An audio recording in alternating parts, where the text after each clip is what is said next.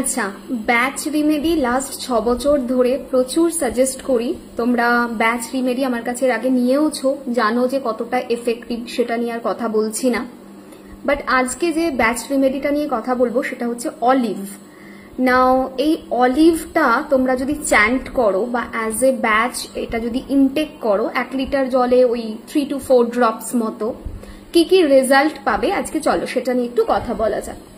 So olive তারাই chant করবে যারা ফিজিক্যালি মেন্টালি একদম এক্সস্টেড, লাইক মানে কোনো কিছুর ক্ষমতা নেই, সকালবেলা ঘুম থেকে উঠে যে কিছু করবো ক্ষমতা নেই, হয়তো শারীরিকভাবে বা মানসিকভাবে এতটাই বিপর্যস্ত থেকেছো বা এতটাই অসুখ তোমরা ভোগ করেছো যে তোমাদের মধ্যে আর কিছু করার কোনো ক্ষমতা নেই, প্রত্যেক দিনের ডেলি ওয়ার্কটাও তোমাদের কাছে মনে হয় প্রচন্ড হার্ড।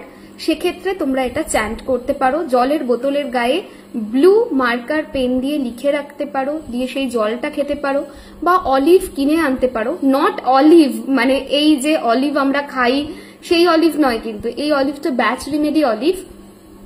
সো অলিভ পারচেস করে আনতে পারো অ্যাজ ব্যাচ, অ্যান্ড সেটা 1 লিটার জলে 3 to 4 ড্রপস, ম্যাক্সিমাম 5 ড্রপস ঢেলে তারপর সেই জলটা খেতে পারো। যদি এইভাবে কনস্ট্যান্ট তোমরা খেতে থাকো বা চ্যান্ট করো ইন দ্যাট কেস, তাহলে খুবই পজিটিভ রেজাল্ট পাবে এবং নিজেরাই দেখতে পাবে যে কতটা ম্যাজিক্যাল রেজাল্ট দিচ্ছে।